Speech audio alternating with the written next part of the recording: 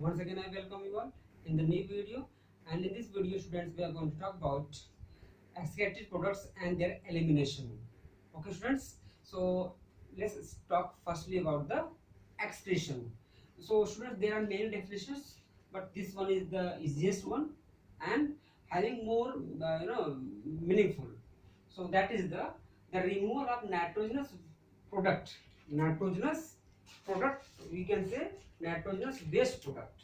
Nitrogenous, sorry for it, nitrogenous waste product from the body is called excretion. Is called excretion, and the substances which are getting excreted, okay, are known as excretory products. Are known as excretory products. Okay, students. And human main excretory organ is kidney. Human main excretory organ is kidney. And students, you must be get astonished. Kidney having two functions. Before this class, you have been taught having first work. This one work is there only, that is excretion. But there is the another additional work is also, that is called osmoregulation. Osmoregulation. So what do you mean by osmoregulation? Maintenance of salt and water. Maintenance of salt and water. ठीक है बच्चों, यानी कि body में जो urea बनता है, uric acid बनता है, उसको निकालने का काम कौन करता है? किडनी करती है. बट बच्चों, बॉडी में ज्यादा वाटर हो जाए, ठीक है, तो उसको रेगुलेट करने का काम. देखो, बॉडी में ज्यादा वाटर हो जाएगा तो भी प्रॉब्लम है, कम होगा तो भी प्रॉब्लम है. तो बॉडी में कितना वाटर रहना चाहिए, that is done by the kidney. ठीक है. और कितना सॉल्ट होना चाहिए, सॉल्ट के अकॉर्डिंग ही बॉडी में वाटर रहेगा. आप देखिए, अब ज्यादा सॉल्टी भोजन फूड खा लीजिए तो आप यूरिन ज्यादा डिस्चार्ज करते हैं. ठंड के मौसम में आप पानी कम पीते हैं तो यूरिन डिस्चार्ज कम करते हैं. ठीक है. और आप देखो, गर्मियों में पानी आपको खूब थर्स्ट लगती है, आप खूब पानी पीते हैं, खूब यूरिन में डिस्चार्ज करते हैं. ठीक है. और सुना होगा आपने कि कोई अल्कोहलिक पर्सन है या अल्कोहल कंज्यूम किया है तो देखा होगा, नहीं कहना चाहिए लेकिन कह रहे हैं, रोड किनारे बेचारे पड़े रहते हैं और वही अपने कपड़े में ही वॉशरूम कर लेते हैं. ऐसा क्यों? एनी गेस बच्चों? इसलिए कि बॉडी में अल्कोहल जो है वो इंजूरियस होती है and body wants just anyhow to remove to excrete the alcohol. ठीक है. अब सोया रहता है तब भी उसके बॉडी में, भाई, यूरिन के थ्रू तो निकलेगा ना अल्कोहल, कोई टॉयलेट के थ्रू निकलेगा नहीं, फीकल मैटर के थ्रू तो निकलेगा नहीं. तो ब्रेन सिस्टम इतना ज्यादा एक्टिवेट हो जाता है कि उस आदमी को स्लीपिंग कंडीशन में ही क्या करती है, उसको यूरिन को डिस्चार्ज करवा लेती, कह सकते हैं. ठीक है. यूरिनेशन करवा देती है. ठीक. और तो ऑस्मोरेगुलेशन में एक्सक्रीशन सामने आ गया होगा. And you have got also osmoregulation, यानी कितना सॉल्ट रहना है, कितना वाटर रहना है, इसी को क्या बोलते हैं? ऑस्मोरेगुलेशन. ठीक है. इसी पर आपके बॉडी में यूरिन का फॉर्मेशन भी होता है. ठीक बच्चों, तो उसके बारे में भी पढ़ेंगे, यूरिन फिल्ट्रेशन में पढ़ेंगे, यूरिन फॉर्मेशन में पढ़ेंगे. ठीक है. इसको नापते हैं मिली ऑस्मोल पर लीटर, मिली ऑस्मोल पर लीटर. ठीक है. और बच्चों, एक चीज और भी है, that is there in your syllabus, that is homeostasis. तो क्या होता है? Maintenance of the internal environment. Internal environment क्या होगा? टेम्परेचर का मेंटेनेंस 37 होना चाहिए, because we are mammal, we are warm blooded animals. ठीक है. और क्या होना चाहिए? ब्लड जो है, ब्लड का पीएच मेंटेन होना चाहिए. ठीक है. और क्या होना चाहिए? हमारी बॉडी में सॉल्ट कितना होना चाहिए? ज्यादा सॉल्ट हो जाएगा तो ब्लड प्रेशर बढ़ जाएगा, ब्लड प्रेशर बढ़ जाएगा तो hypertension, it may lead into the heart attack. ठीक है. तो सॉल्ट भी ज्यादा नहीं होना चाहिए, कम भी होना चाहिए. वाटर भी बहुत ज्यादा नहीं होना चाहिए. ठीक है. कम हो गया तो जानते ही हैं, dehydration in the summer season. ठीक है. तो बच्चों, इस तरह से हो, ये पूरा आपको आई होप कि समझ में आया होगा. ठीक है. तो पहले पेज पे आपकी बुक में there are some important points written. ठीक है. ये कुछ ऑर्गेनिजम्स हैं, क्या है? कुछ यूरियोटेलिक है, यूरिकोटेलिक है, अमोनोटेलिक है, अमीनोटेलिक है और ये ग्वेनोटेलिक है. आपकी बुक में बच्चों 1 2 3 कितना तक लिखा होगा? 4 लिखा होगा. देखिए I have written here extra, ठीक है, because we are now discussing the excretion, ठीक है। एक को क्यों छोड़े, वही तो आपको ज्यादा समझ में आएगा, ठीक है बच्चों। तो होमियोस्टेसिस बता दिए। ऑर्गेनिजम्स में देखा जाए तो मैमल्स हो गए, एम्फीबियंस, कार्टिलेजिनस, फिश। देखो फिश दो होते हैं, चैप्टर 4 पढ़ाएंगे तो वहां पढ़ाएंगे एनिमल किंगडम, ठीक है। तो फिश बच्चों दो होते हैं, एक होता है कार्टिलेजिनस फिश, एक होता है बोनी फिश।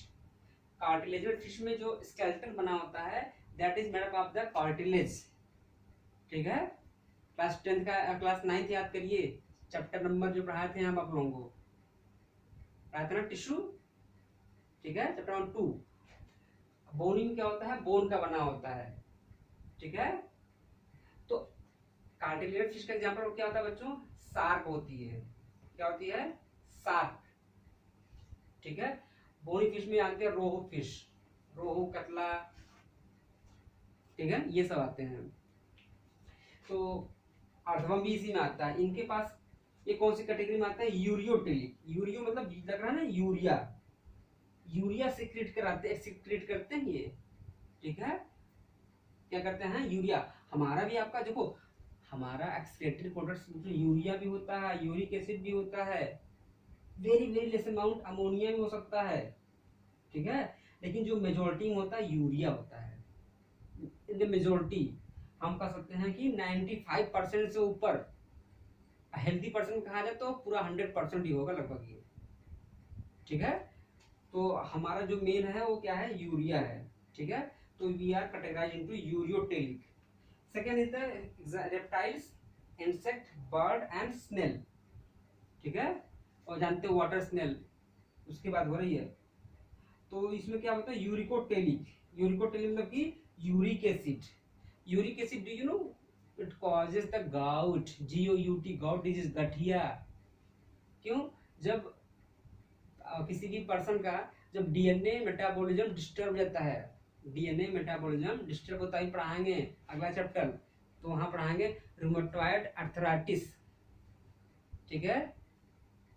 रूमेटॉइड अर्थराइटिस पढ़ाएंगे, उसमें आपको एक और भी पढ़ाएंगे, गाउट पढ़ाएंगे। तो गाउट क्यों होता है, गठिया क्यों होता है, वहां पे हम बताएंगे आपको, ठीक है। अभी यहाँ पढ़ लेते हैं जो सिंपली, ठीक है। तीसरा बच्चों क्या है, एक्वेटिक इंसेक्ट एग्जाम, या फिर aquatic, देखो aquatic insect is this and it is aquatic amphibians, bony fish, already I have told you, रोहू, कतला, ठीक है, ठीक बच्चों। और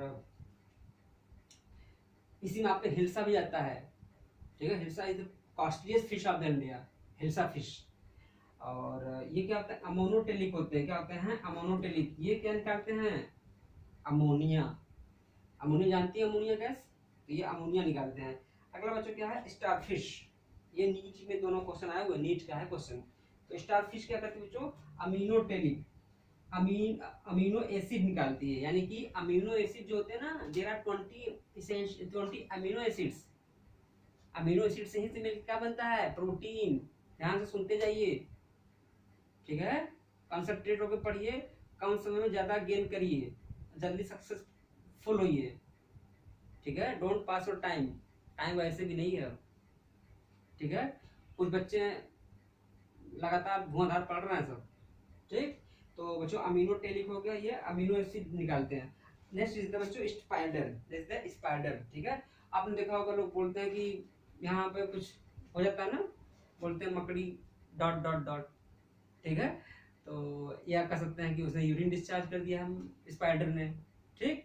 तो ऐसा क्या होता है उसमें, ठीक बच्चों, that is because of purine, because of purine. और ये कौन सी कैटेगरी है स्पाइडर की, ग्वाइनोटेलिक, यानी कि प्यूरिन, ठीक है। क्या निकालते हैं बच्चों, यहाँ पे निकालते हैं प्यूरिन निकालते हैं, ठीक है। तो प्यूरिन क्या होता है, देखो डीएनए के दो फॉर्म बताते हैं। प्यूरिन, डीएनए के दो होते हैं नाइट्रोजन बेस, प्यूरिन और पिरामिडिन। तो प्यूरिन में क्या होता है, एडेनिन और ग्वानिन, एडेनिन और ग्वानिन, ठीक बच्चों। तो इस तरह से ये एडेनिन ग्वानिन हो गया, ये पूरा रटे होना चाहिए आपको, जस्ट लर्न दिस ऑल, ठीक है। तो चलो बच्चों ये भी हो गया, ये भी हो गया। और इसके I have already sent 2 videos of this chapter, okay. आप फॉर योर रिविजन, आप फ्रॉम क्लास 10th, ठीक है। तो ये आपको भेजे थे इसको रिवीजन करने के लिए। आई होप कि आपको अच्छे से रिवाइज हो गया होगा। इफ समय आप you have written then there is no problem, ठीक है। आप इसको भी उसमें ऐड कर लीजिएगा, कोई लिख लिया है तब। अगर नहीं लिखे हैं तो कोई दिक्कत की बात नहीं है, बट लर्न दैट, लर्न होना चाहिए, ठीक है।